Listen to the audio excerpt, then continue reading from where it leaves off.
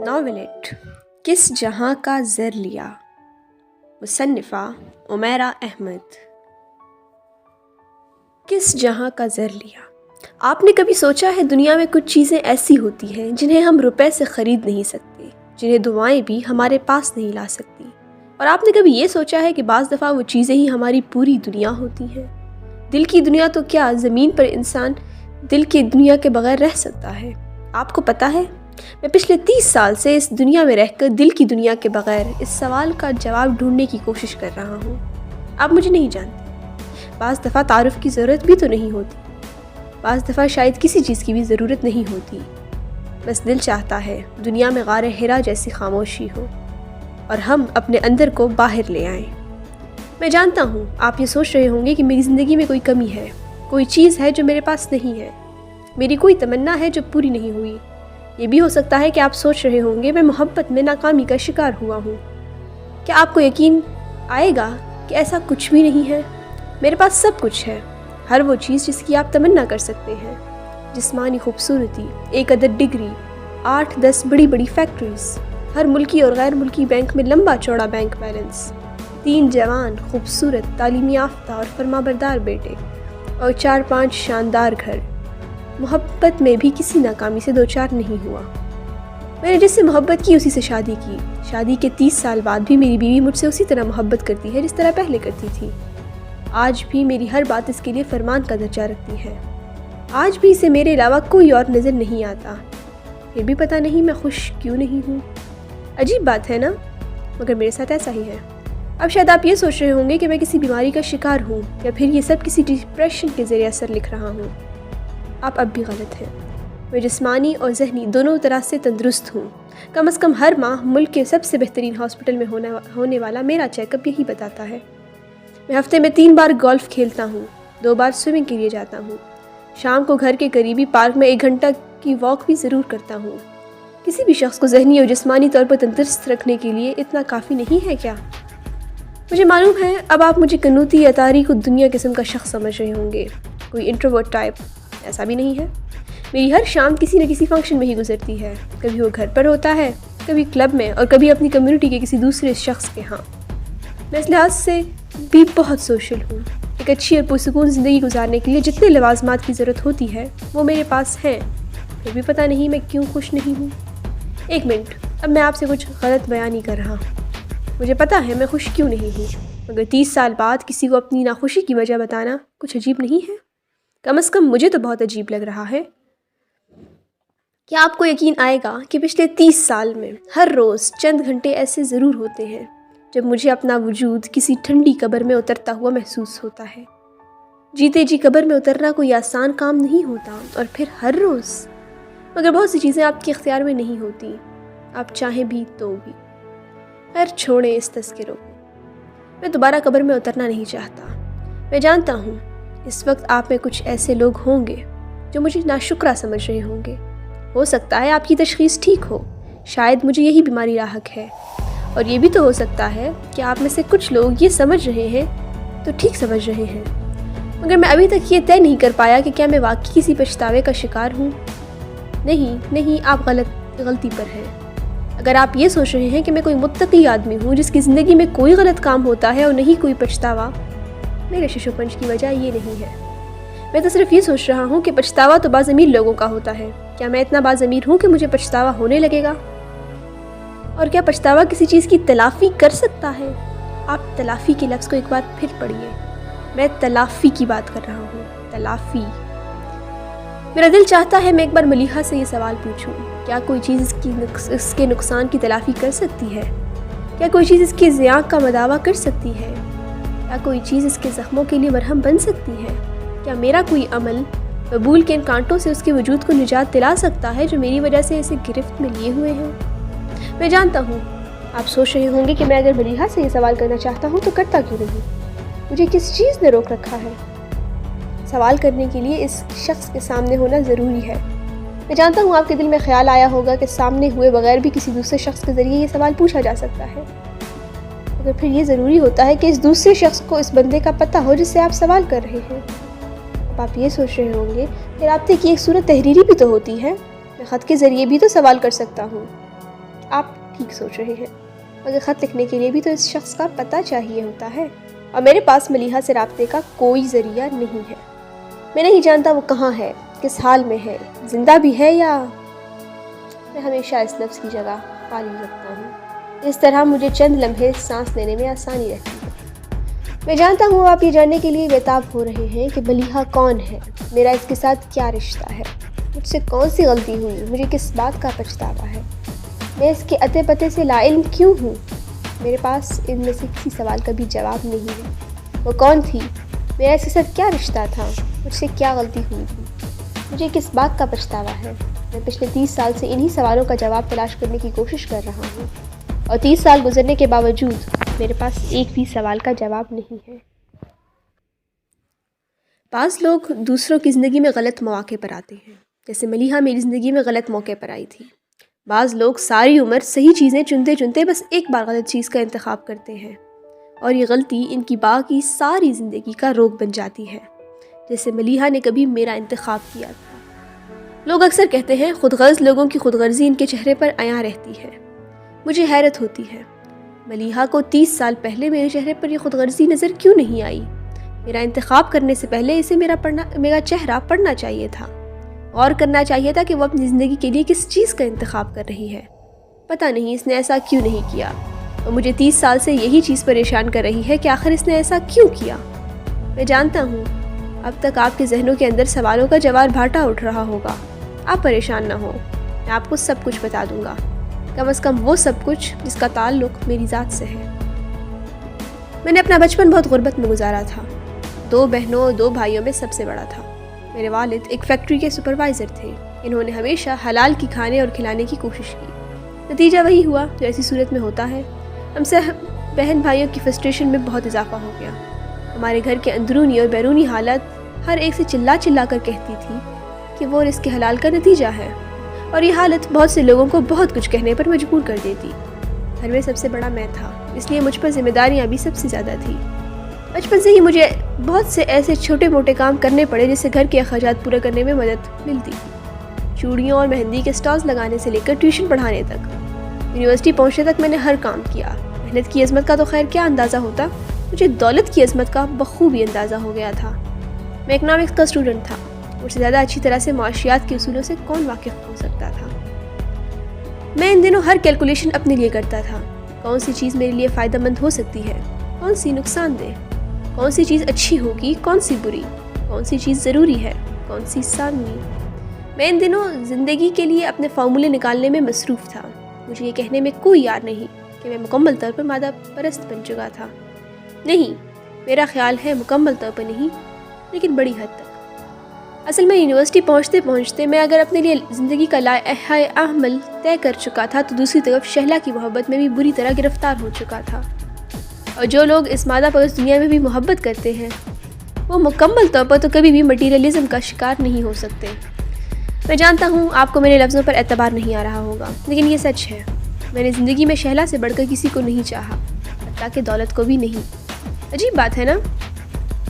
پہلے لوگ محبت میں تقابل کرنے کے لیے کہا کرتے تھے میں نے اپنی ماں سے بڑھ کر کسی کو نہیں چاہا، یا گھر والوں سے بڑھ کر، یا اولاد سے بڑھ کر، اور میں کہہ رہا ہوں کہ میں نے شہلا کو دولت سے بھی بڑھ کر چاہا، کیونکہ اس وقت میرے پاس دولت نہیں تھی، اور نہیں دور دور تک اس کے حاصل ہونے کا امکان تھا۔ پھر ایک دم ہی دولت بھی نظر آنے لگی، اور اسے حاصل ہونے کا امکان بھی۔ عجیب بات ہے نا؟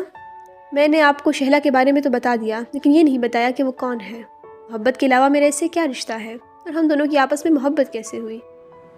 شہلا میری خالہ کی بیٹی تھی، اس کا گھر ہمارے گھر سے چند قدموں کے فاصلے پر تھا۔ بچپن سے ہی ہم دونوں گھروں کا آپس میں بہت میل ملاپ تھا، بلکہ شاید حد سے بھی زیادہ۔ وجہ رشتہ داری سے زیادہ غربت تھی۔ ظاہر ہے جب گھر میں چیزیں کم ہوں تو ان کے حصول کے لیے کہیں نہ کہیں تو جانا ہی پڑتا ہے۔ میری طرح وہ بھی 3 بہنوں اور 2 بھائیوں میں سب سے بڑی تھی۔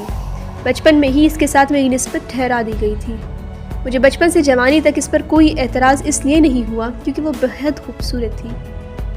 کم از کم یہ وہ چیز تھی جس کے معاملے میں ہم دونوں گھرانوں کو کوئی غریب نہیں کہہ سکتا تھا۔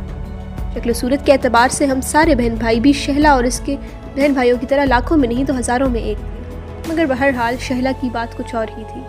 اسے جیسے خدا نے خاص طور پر اپنے ہاتھوں سے بنایا تھا۔ اب میری سمجھ میں نہیں آ رہا تھا کہ میں اس کی خوبصورتی کو کیسے تحریر کروں، کیونکہ لفظ کبھی بھی اس حسن کو بیان نہیں کر پائیں گے جو کبھی شہلا کی ملکیت تھا۔ بس آپ سمجھ لیں، میں ہمیشہ آگے بڑھنے کے تمام منصوبے اسے ساتھ رکھتے ہوئے بناتا تھا۔ میرا مٹیریلزم کبھی بھی اس کے اور میرے درمیان دیوار نہیں بنا تھا۔ عجیب بات ہے نا، مگر بہرحال یہ بات سچ ہے۔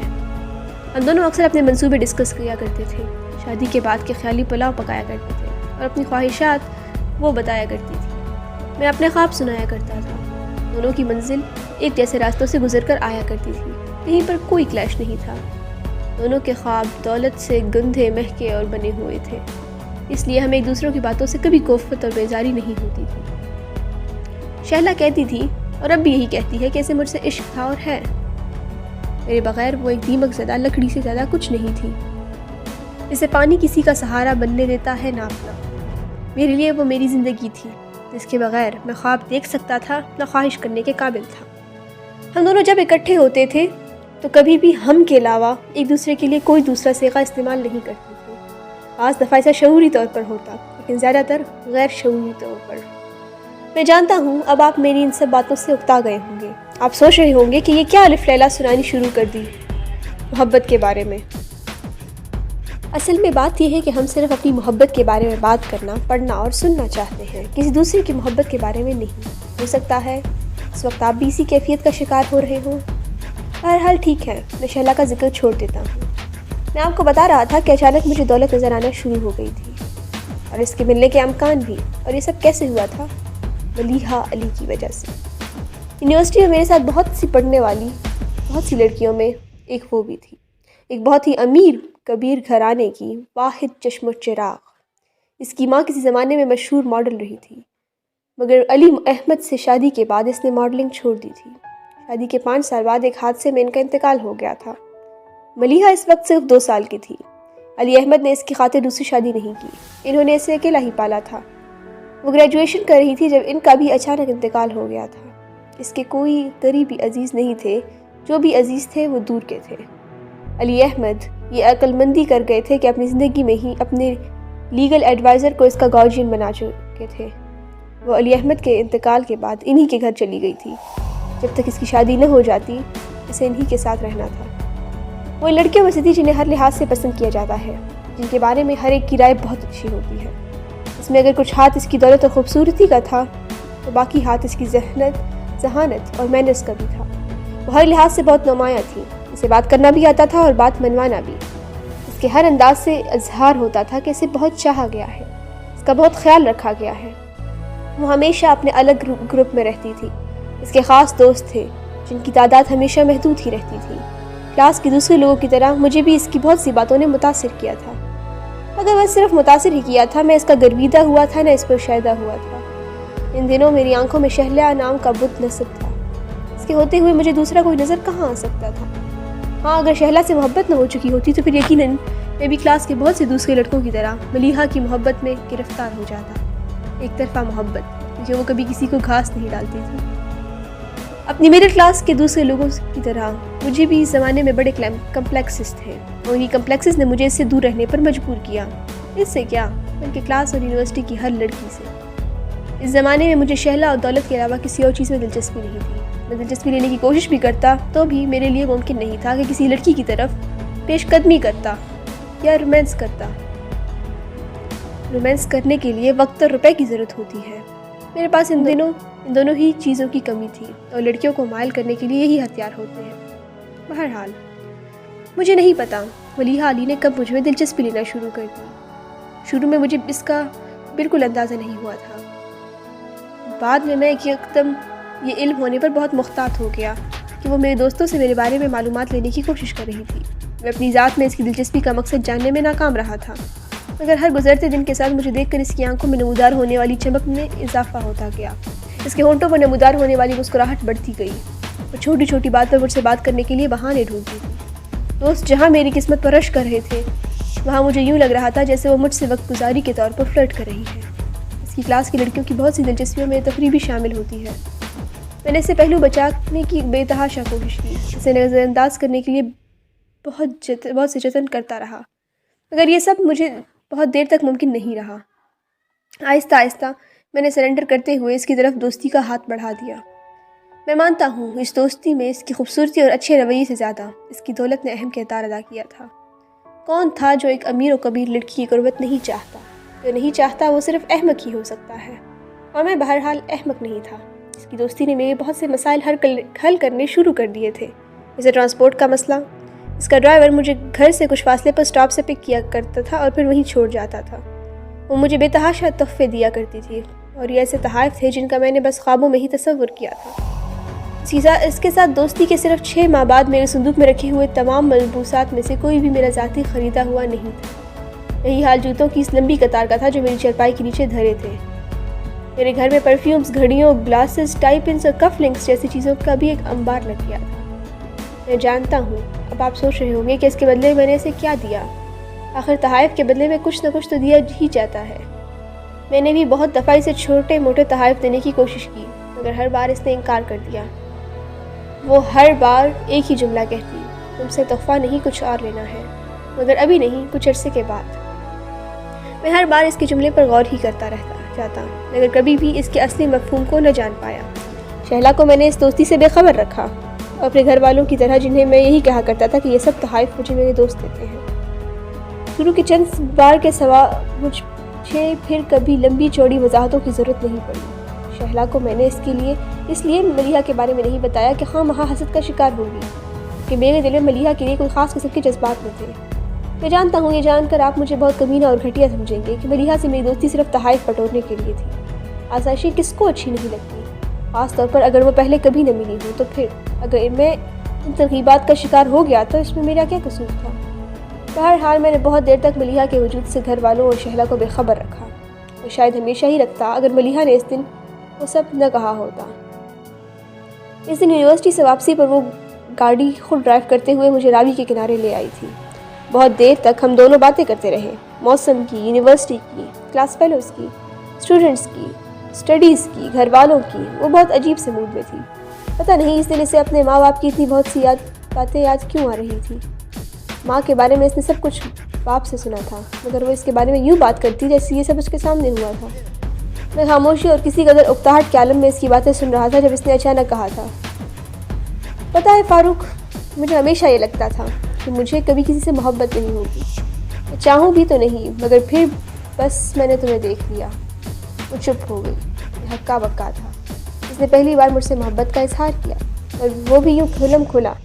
میری سمجھ میں نہیں آیا میں کیا کروں، کیا کہوں۔ اس نے ایک نظر میرے چہرے پر دوڑائی، پھر ایک مسکراہٹ اس کے چہرے پر نمودار ہوئی۔